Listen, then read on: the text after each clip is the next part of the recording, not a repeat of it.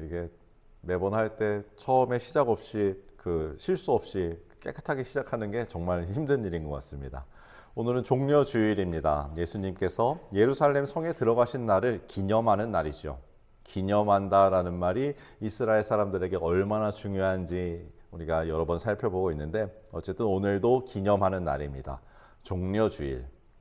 예수님께서 나귀 새끼를 타고 예루살렘 동쪽 감람산 쪽에 있는 문이니까 아마도 양문을 통해서 들어오셨을 겁니다. 양문을 통해 들어오십니다. 나귀 새끼를 타고 그 예수님이 들어오십니다.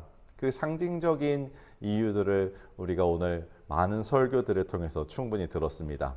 이스라엘 사람들은 메시아, 구원자를 환영하며 길에 자신들의 겉옷을 벗어서 깔고 종려나무가지를 베어다가 흔듭니다. 호산나!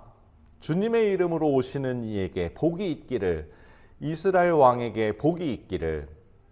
요거를 좀 동양식으로, 특히 한국식으로 바꾸면은 이제 왕이시여 만세를 누리시옵소서, 천수를 누리시옵소서, 만세 만세 만만세. 요게 바로 오늘 백성들이 했던 구절입니다. 바른 이해입니다. 정정해야 될 것 같은데 엄밀하게 말해서 바른 이해보다는 바른 말에 가까울 것 같습니다. 만약에 이스라엘 백성들이 바른 이해를 하고 있었다면은 고작 이날로부터 한 주 만에 그 많은 일들이 일어나지는 않았겠죠. 오늘은 종려 주일이고 오늘부터 시작하는 고난 주간의 시작입니다. 사람들의 환호 가운데 예루살렘으로 들어오신 예수님은 무슨 생각을 하셨을까요? 예루살렘 입성은 주일, 오늘이었죠. 월요일은 성전을 정결하게 하십니다. 성전에 있는 온갖 장사치들을 내쫓고 하나님의 성전은 기도하는 집이다라고 바로 잡으십니다. 화요일은 성전에서 가르치셨고 수요일은 하루 동안 베다니에서 잠시 머무르셨고 목요일 저녁 해가 지기 전에 제자들과 유월절 식사를 하시고 그들의 발을 닦아주십니다. 그리고 금요일 새벽에 잡히셔서 그 아침에 십자가에 못 박히시고 오후에 운명하십니다. 날짜로 따지면 고작 닷새 후에 일어날 일입니다. 예수님 이미 무슨 일이 있을지 다 알고 계셨죠. 그렇다면 무슨 생각을 하셨을까요? 예수님 예루살렘 성으로 들어오실 때 무슨 생각을 하며 들어오셨을까요? 내가 진정으로 너희에게 말한다. 밀알 하나가 땅에 떨어져서 죽지 않으면 한 알 그대로 있고 죽으면 열매를 많이 맺는다. 오늘 말씀입니다. 예수님은 죽음을 각오하고 예루살렘에 입성하신 것이 아닙니다.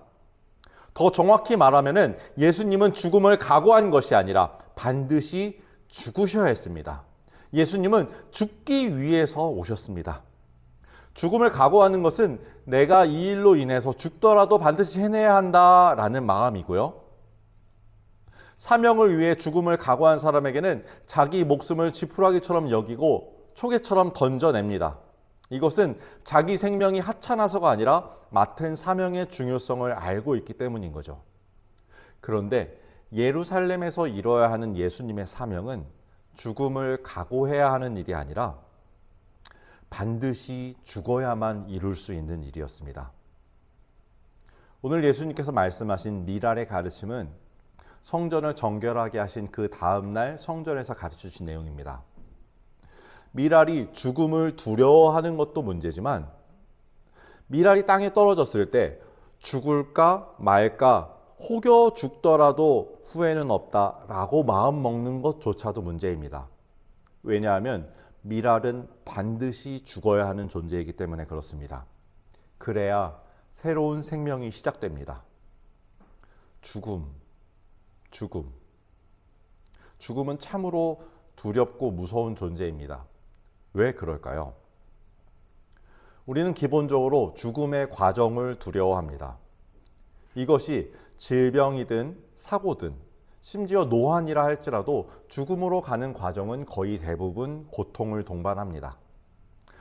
생명체는 본능적으로 고통을 회피하고 싶어 하죠. 따라서 고통 끝에 찾아올 죽음 또한 두려워합니다. 그리고 우리가 죽음을 두려워하는 두 번째 이유는 사후에 대한 불안감 때문입니다.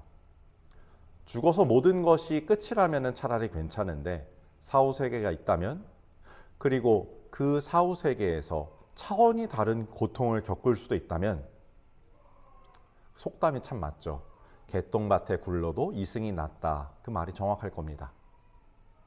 또한 마지막으로 생각해 볼 것은 존재의 소멸에 대한 두려움입니다. 말이 조금 어려운데요.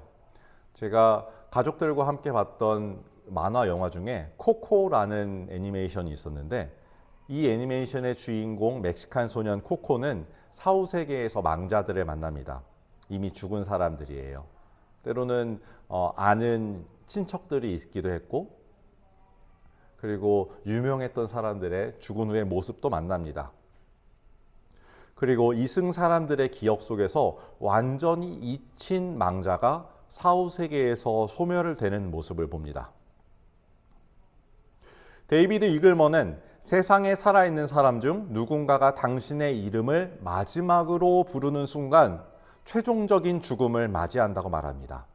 나라는 한 존재의 최종적 죽음, 완전한 망각, 진정한 의미의 종말입니다. 소멸에 대한 두려움은 본능의 영역이기도 하고요. 동시에 사람 마음에 있는 내가 아니면 안 된다라는 마음에서 기인하기도 합니다. 이 세 가지 두려움을 정확하게 직시하면서 동시에 이겨내는 것은 참 어려운 일입니다.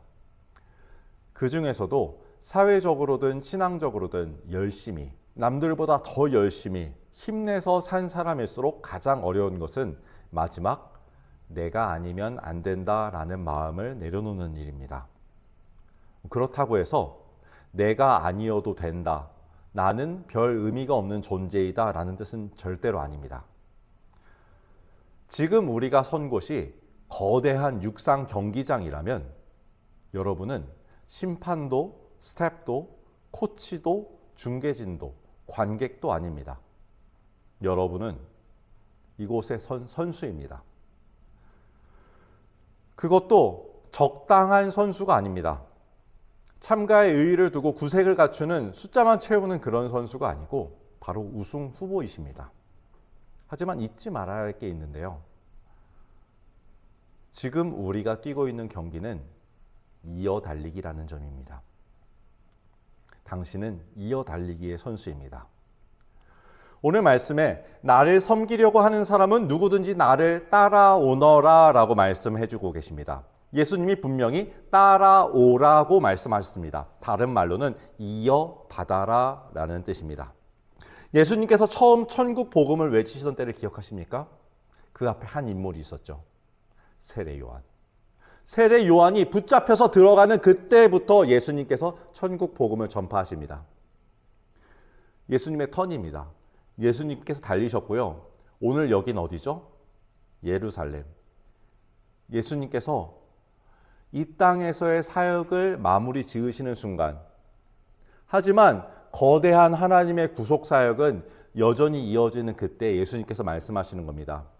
나는 여기서 멈춰. 그러니까 이 이후엔 너의 차례야. 따라오너라. 이어갈 사람들을 찾고 계시는 겁니다. 우리의 경기는 하나님의 구속 사역이라는 초대형 이어 달리기입니다. 하나님과 사탄의 인류사 내내 이어지는, 물론 사실 결과는 이미 확정됐습니다. 하지만 과정이 어찌나도 치열한지 엎치락뒤치락하는 게 내일의 승부를 알 수 없겠다 싶을 정도로 팽팽합니다. 그리고 심지어는 팀 하나님은 사실 경기 내내 왠지 뒤처지는 것 같아 보입니다. 끊임없이 걸려 넘어지고 끊임없이 무릎 꿇고 끊임없이 나가 떨어집니다. 하지만 결과는 이미 확정되어 있습니다. 팀 하나님의 승리입니다. 그리고 우리는 그 팀 하나님의 선수들입니다. 그 예수님조차도 팀 하나님의 선수로서 앞 주자에게 배턴을 넘겨받아 달리셨고 다음 주자인 제자들에게 이어주셨습니다. 어느 팀이 이어달리기에서 이기는 팀일까요? 보통 육상 경기는 결승점에 먼저 들어오는 선수가 승자입니다. 하지만 이어달리기는 조금 다릅니다. 이어달리기에서는 배턴을 들고 먼저 들어오는 팀이 이깁니다. 각 선수도 중요하지만 가장 중요한 것은 배턴입니다. 앞 주자에게서 이어받은 배턴을 들고 나의 최선을 다해서 달리다가 내 순서가 끝날 때쯤에는 다음 주자에게 배턴을 반드시 넘겨줘야 합니다. 만약 이어 달리기를 할 때 우리 팀 다른 선수들을 믿을 수 없다면, 그래서 나밖에 믿을 수 없어서 내가 처음부터 끝까지 달려야 한다면은, 물론 첫 번째 규칙 때문에도 불가능하지만, 두 번째 나의 최선을 다한 경기가 모든 사람들의 최선을 다한 것보다 더 뛰어날 수는 없습니다. 그래서 경기는 질 수밖에 없지요. 어쩌면 내 순서가 처음이거나 끝일 수도 있습니다. 아주 중요한 자리죠. 이어 달리기의 첫 주자로서 목표를 세우고 방향을 제시하는 일을 맡을 수도 있고, 마지막 주자로서 내 대에 이르러서 모든 일을 성취하는 역할일 수도 있습니다. 남들보다 더 존귀히 여김 받을 수도 있고 더 귀한 사람으로 인정받을 수도 있습니다. 그리고 거의 대부분의 주자들은 중간 주자로서 한평생 최선을 다하고 달려도 끝을 보지 못할 가능성이 높습니다. 그렇다면 누가 더 가치 있는 주자이고 가치 있는 삶일까요? 그 가치를 어떻게 평가하면 좋을까요? 신앙생활을 오래 하신 분들은 아브라함에 대해 꽤 많이 알고 계실 겁니다. 아브라함은 이스라엘의 시작이죠. 조상이며 믿음의 조상이고 성경에 그에 대해 많은 사건이 기록되어 있습니다. 그렇다면 야곱은요? 야곱에 대해서도 많이 알고 계십니다. 쌍둥이의 동생으로 태어났지만 형의 장자권을 속이고 빼앗았고, 그 속이고 빼앗는 자가 하나님과 겨루어 이긴 자, 다른 말로 이스라엘이라는 호칭을 얻어 이스라엘의 기틀을 닦게 됩니다. 그렇다면 그 사이에 끼인 이삭에 대해서는 얼마나 알고 계십니까? 아브라함, 이삭, 야곱 이렇게는 우리가 세트로 많이 아는데 이삭 한 사람에 대해서는 얼마나 알고 계신가요? 워낙 온유하고 수동적인 사람이어서 이기도 하지만 애초에 성경에 이삭에 대한 내용이 많이 없기도 합니다. 그렇다면 누구의 삶이 더 가치 있는 삶일까요? 확실한 건 아브라함이 모리아산 정상에서 이삭을 번제로 드리려 했던 사건, 그 모리아산에 예루살렘이라는 도시가 세워지고 이삭을 번제로 드리려 했던 그 산의 정상에서 예수님이 십자가에 못 박힙니다. 그리고 죽음 앞에서도 순종하려 했던 이삭은 예수님을 예표하는 최고의 모델이 됩니다. 우리는 사람에게 인정받는 사람이 되고 싶은 걸까요? 아니면 하나님의 인정을 받고 싶은 걸까요? 우리가 필요한 건 인정일까요? 분명한 것은 나를 통해 내 삶에 무엇을 이룰까가 아니라 나는 어떤 모습으로 죽을 것인가입니다. 예수님께서 그러셨던 것처럼요.